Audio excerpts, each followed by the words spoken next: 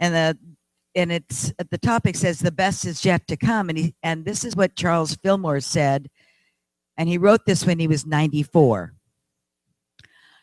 I fairly sizzle with zeal and enthusiasm and spring forth with a mighty faith to do the things that ought to be done by me.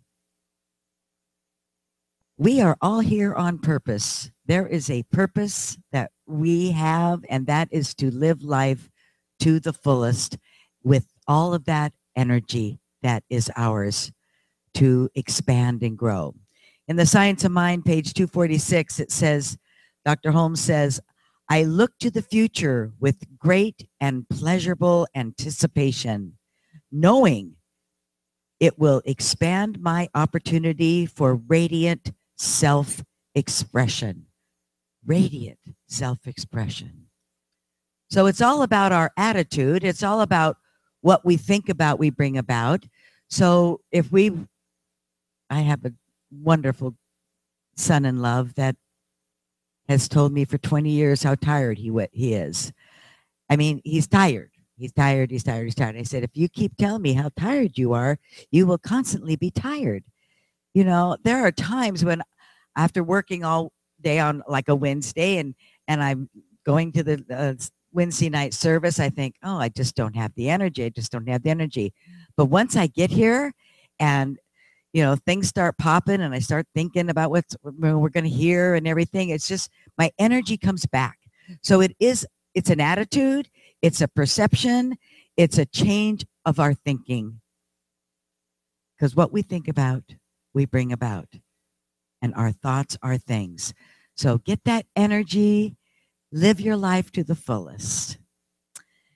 And now, with the energetic Reverend Bruce Fredenburg, he is speaking to us on how to get from point A to point B in your life. Reverend Bruce.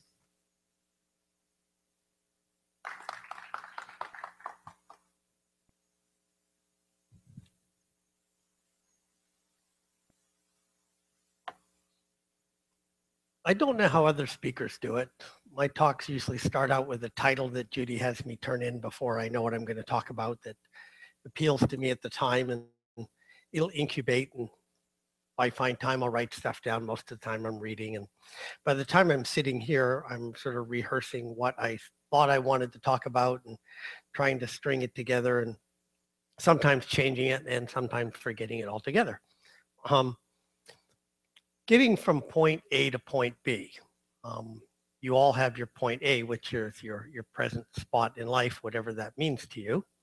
And point B is a different life experience. And the way to get there is simple.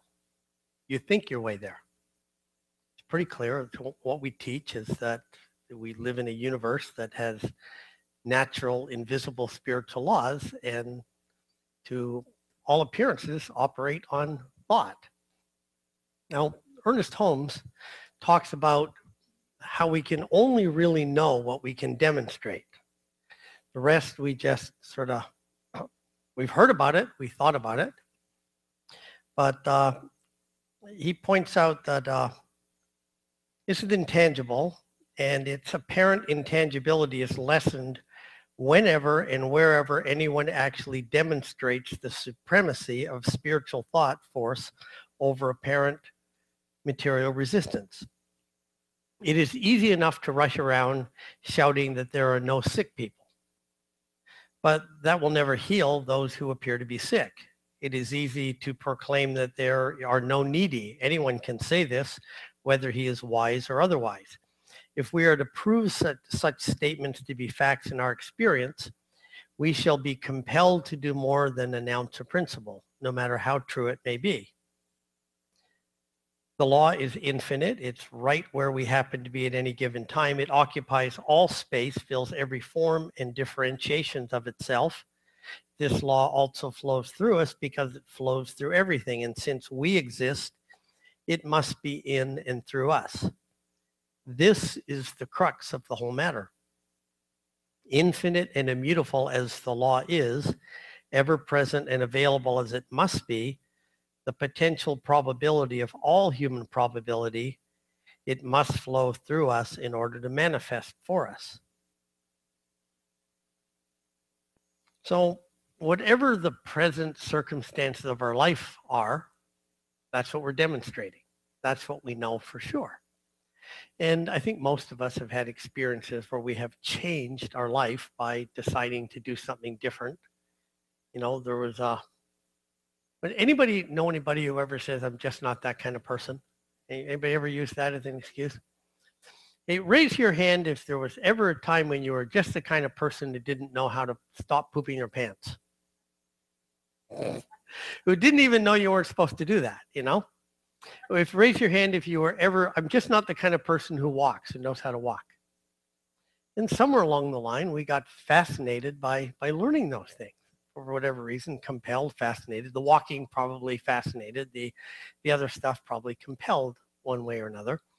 And so we decided that we were going to change that part of our life. And once we decided to do it, we started literally, in some cases, taking steps to do it. So we're going to think our way there. So think of something in your life that you would like to change, something you'd like to have better. And then notice the thoughts that come up. Are these thoughts that support that result? Do they support your hopes or do they support your fears? I started to notice that projects that I've attempted in my life in which I thought they would be hard often got abandoned. Anybody have that experience? Sometimes they got abandoned before I got very far. Then there were other things that in retrospect probably are hard for other people. I decided that they could actually occur. So I just started doing whatever came up next to do it. Anybody else do that? And can you share that, if just for yourself, to share that experience? Can you feel the difference between the things that, so what's the difference? Well, I guess it's what we believe. And so part of this thinking our way to point B is having new thoughts. I can't remember the exact quote, but it's something like a miracle is just simply being willing to believe a different idea. So sometimes I used to hear have a new thought, need to have a new thought. We've heard that, talk about it. And a lot of times I'd be thinking I need to have this new spectacular thought, some really enormous, really brilliant thought. Anybody ever fallen into that? You know, I need to have this new brilliant thought. Well, sometimes the new brilliant thought might just be that I deserve to have whatever it is. No matter how big or how small or how important or unimportant it might appear to be, if I don't feel like I deserve it, I'm probably not going to be open to it when it shows up. I'm probably not going to take the necessary steps. It may be that I don't feel worthy, maybe don't want the attention, things like that. Anybody can relate to that at all? So maybe the new thought is just having new thoughts about ourselves. In fact, I was as I was thinking about this talk, sitting there, and I was thinking about some events in my life, and it's kind of embarrassing for me to admit this, but back in the early 90s, maybe mid 90s, I didn't officially turn down. I actually said yes, but did nothing to do it. I had three invitations to speak at the Inside Edge. Anybody here familiar with the Inside Edge? And I remember one of the times, Gene Houston had just been there, and I just didn't see myself as being at that level. So I managed to not do it. And then I was asked again, maybe a year later, and I agreed I would do it, and then I didn't. And I was asked by people who'd heard me speak. I had developed a program back in those days about men and women that I now think would be false modesty to not claim it's maybe the best information out there. That in fact, I remember speaking at a Church of Religious Science. It was in Huntington Beach, but it was after Peg Bassett had already passed. So they were rebuilding the church. And I'd been there just a couple of weeks or maybe a month after John Gray, before John Gray stuff really hit. And everybody there told me how much more powerful what I was talking about was than his stuff. Thing is, he believed he deserved to have this big audience, and so he attracted marketing and all those things that I found were big mysteries. So it's kind of embarrassing to admit that I didn't have enough self-esteem to step out on the stage that was offered to me at least twice and maybe even 3 times. And so I look back at it, then I'm thinking, I could decide those are missed opportunities, but I need to have a better thought than that. So maybe the newer thought is there are no missed opportunities. They're just stepping forward into what you need to do. Can anybody relate to that experience anywhere in your life where you just didn't, maybe make the phone call, maybe make the call, maybe speak up? And I already had the program. It wasn't like I had to design anything. It was just my feeling comfortable stepping up and knowing there were people out there who knew me as just Bruce and who might be up there claiming to have these great ideas of men and women. And when I've gone back and listened to some of my recordings, there's still cutting edge stuff. And I've talked to other therapists about it, and they all agree it's still really useful and really powerful and really changes lives. And yet I've taken it as too hard to do all these times. And I can think of other times in my life when I've accomplished things that, I think, oh, well, that's nothing. Anybody done that? When I was in high school, my grades were about 2.4. So, that's not really going to, blaze anything. And in my home, there wasn't really an atmosphere conducive to study. And, my homework tended to get done, in the back of the class when the teacher was talking and things like that. And subjects that were real easy for me, I could get good grades. I could understand mathematical principles, and I got that, but they didn't allow us to have calculators in those days and couldn't use a slide rule. And so if you make one arithmetical mistake in the whole process, you carry that mistake forward all the way through. So this was algebra, right? The point was, did I understand the concepts? Not could I add 2 and 2 together, but they only graded on, what was the result. And so I would understand the stuff, and then I would get a bad grade. And I realized how much I understood it when I took the National Merit Scholarship exams and scored in the 98th percentile. And I got into university on my SAT scores, because in Cal State, there's a factor where you can take your GPA and multiply it by your SAT score. And at that level you could, and I knew the number I had to make. It was a big number. And I went into the test really clear I needed to have this number. And I was sitting by an open window with rain coming in on me and, having all these, oh, this didn't get out, but I was just real comfortable I was going to do it. And looking back on it, I'd spent a lot of time visualizing that number. And I surpassed the number, not by a whole lot, because there wasn't a whole lot more on the test to surpass it by, but nonetheless, I surpassed it. And looking back on that, there was an assumption I really wanted to go to the university. I didn't want to go to the community college. It just didn't, it felt like, yikes, I don't want to do that. I don't know why I had this, that wouldn't have been bad, except in my mind it was bad. So I really felt I deserved to do that. Anybody else have those experiences at all? And when I was living in Seattle, some friends were playing softball, and baseball was never my best sport. I was a good athlete in some other sports, but that wasn't the one. And somebody didn't show up, and they asked me if I would fill in. And I had not played baseball in years, and they put me out in, what's the field where people hope you don't hit? Left field. They put me out in left field where nobody's likely to hit it, right? And so right field, whatever it was, I was out there. So I'm out there and I'm watching, and I'm thinking, somebody's going to hit some big fly out here. It's going to come down. I'm going to have, I'm going to sort of somehow drop it, right? And be embarrassed by it. And sure enough, somebody did hit finally a big fly out there. And I remember going up there and I was waiting for it. And as soon as I caught it, I opened my hands and dropped it because I had already rehearsed my disaster. Anybody rehearse your disasters? Okay. So the first step, the second step, once you decide to have a new idea, it's really important to notice your thoughts and notice whether your thoughts support your faith, your hopes, or whether they support your fears. And just noticing that gives you an opportunity to change it. So now you have an opportunity to have even another idea. Maybe this isn't going to work out, but maybe it's going to work out just fine. And what I have found a really good way to start doing that is to start noticing what's working. And how many things we take for granted and don't even just think of the wonder of it.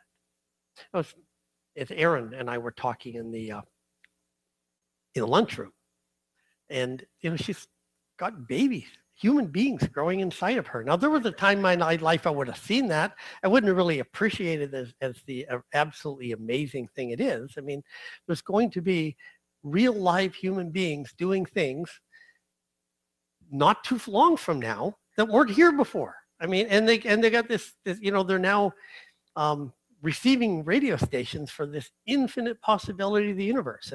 And those of you who are raising kids and have raised kids have just watched the wonder of how we learn to stand up and walk. But even more complex is, how do we learn to speak? I mean, I understand how you can learn the things you can point at. Like, I can do that in Spanish. If I can point what it is and, kitchen Spanish, and point in a few things. And I'm told I have a pretty good accent. So sometimes people who don't speak Spanish think I speak Spanish. My wife, who is bilingual, assures me I am not bilingual. But the thing is, with babies all over the world, they're learning languages and abstract concepts. Like, some of you have got little kids who are 3, or maybe, how old is Kate now? 6. But I remember when she was 3 and she understood what love meant. I mean, how did she get that? I mean, there was no translator for her. She got what she meant. I mean, that to me just blows my mind that we can do that, So this whole process of how we decide something, and we're really unlimited once we start believing it. So changing our mind even just a little bit, and then starting to really appreciate. When you were up here talking, and when Pam was giving her demonstration and your prayer, I was just thinking how casually we accept the idea that my voice is traveling through some invisible thing and coming out through some amplifiers hooked up over there and then blasting all over here. I mean, it's totally invisible. And I joke with my neighbors sometimes when I'll see them opening their garage door from their house or from across the way. And I'll point out, if you did that 250 years ago, you'd have been burned as a witch, right? The thing, but now we just accept it. So there are all of these invisible laws that we accept for granted. So the idea that we can change our life and think our way to the next step is just another set of invisible yet very powerful things that happen every day. We either allow ourselves to move somewhere, or we constrain ourselves from getting something that is just as easy as anything else that anybody can do in life. We all have those things that we do well and take for granted, and we have other things that other people seem to do well and just seem to fumble for us. Some people it's relationships, some people it's money, some people it's health, some people it's vocation, some people it's combinations of all of it, right? Yeah. So take a few minutes and think about whatever it is that you'd like to change, big or small. And notice any idea that you have right now, that if that idea is true, at the very least, it's going to slow down you getting what you want, and may preclude you getting what you want altogether. Might be a simple idea like, well, I can't do that until whatever the then is. We live in conditioned lives. We're waiting for these prerequisites to be met. And this applies to the micro of our own lives, but it also applies to the macro of our life on the planet. How many here want world peace? How many people of us want the world to live in peace and everybody to just look out for each other and take care of each other? And how many people here are willing to do without a War Department? All the defense just go away, what we call defense. Absolutely seriously, how many people feel really comfortable with that? Because even I would get a little bit shaky sometimes when I look at, dangers on the horizon that I've been taught to look at, right? So that means on some level, I believe that stuff's necessary. On some level, I must still believe that when it comes to pushing and shoving, the only thing you can really depend on is bigger pushing and shoving, or at least convincing the other people you can shove and push better, right? So I think that until we work on another belief system, that's going to be our result. And so maybe we need to start off and chunk it down smaller. Maybe I can believe I live in a safe universe. Maybe I can work it for me. So if I work it down to my own micro and assume life's going to work out for me and that the rest of you are pretty nice people, maybe take the position that, pretty much all my life, people have always liked me. Now, not everybody believes that about themselves, but how would your life be if you actually believe that about yourself? And I remember one time somebody made the statement, and I thought, wow, if I really looked at it, that's true. All of my life, I've been fabulously wealthy. Raise your hand if you've thought that about your life, all your life. All of my life, I've been fabulously wealthy. But stop and think about it. Most of us went through the stages of development where we're able to learn, we're able to speak. We had enough experiences in life where we were nurtured. Everybody here, I'm assuming, drove in a vehicle that's reliable enough to get you home. Everybody's got food at home or access to food, or at least for today, all that sort of stuff. And our entire life, generally, now I'm sure there are people in the world who don't have clean water and have more things to worry about. But yet for us, it is really true. Fabulously wealthy. Incredible stuff. Nothing to think about. Clean air. Anybody ever went into Pasadena or Burbank back in the 60s knows how valuable that is. Heather, before you got here, it literally used to hurt to breathe there. I remember when I first came to California and we were staying in a motel and I was in a chlorinated pool.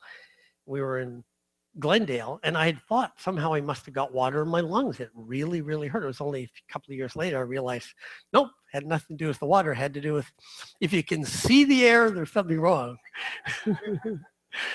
Okay, so what if we were to make little shifts in our own life? I deserve the next thing. So think again what it is that you would like to change in your life. And take a couple of moments, and see if you can identify what is the obvious next step if you really believe that that can occur? Or maybe the next obvious 2 steps. Not to finish the whole project, but what's the next obvious step? Everybody got a next obvious step that you're not? Anybody got a next obvious step that's been there for a long time, but you haven't been doing it? Because usually we have, right? So what do we really believe? What are we waiting to get in line? It's sort of, I've used this example before, but so most of you have been here before have heard it. But if somebody told you that they were going to Europe this summer, even though they don't have any money and don't know how they're going to get there, but absolutely sure they're going to go and they just know they're going to get this ticket, what would be the first question you'd want to ask them? Do they have a passport? Because if they don't have a passport, what do I know about them? I know they don't believe they're going to Europe. They couldn't possibly believe it because unless they don't know about passports, and then it's just a tribute to the education system, I suppose. But but they just need, most people would get it. If you were really going to Europe, you would want a passport. And I have told this story before, but it's still relevant. Mick and Diane, those of you who know the Bartons, I was over at their home one time because Nick is a sound engineer too, and he had recorded the raw data of some of my CDs. And I was telling them that example, and Diane said, "Oh yeah, we're doing that." It was just a few weeks before Christmas, and a friend of theirs had been over visiting and was talking about this trip that he was taking to Italy for the Christmas holidays. And they were just thinking how wonderful it was, and Mick and Diane were agreeing it was really nice. And the guy said, "Gee, why don't you come with us?" And Mick quipped, "Well, that's above my pay grade this year." No, the friend was quite wealthy. He said, no, I really like you guys. It's going to be so much more fun to have it come along. I'll pick up the flight and the accommodations and all that. You just bring along enough money for, your everyday expenses, except for shelter and planes and things like that. And so they went. And the reason they could go, Diane tells me, is because she made sure they always had a passport because she always wanted to be able to go somewhere. Now, that's pretty cool, don't you think? And so just again, that belief manifested in an incredible journey for them that I talked to them afterwards, had a really great time. And yet if she had not had a belief that they were going to be going somewhere sometime and it's good to have that passport, they wouldn't have been able to have the experience because, it's hard to get a passport when you only got a week or 2 to get there, to get it together. So let's review. Number 1, we need to decide what we want.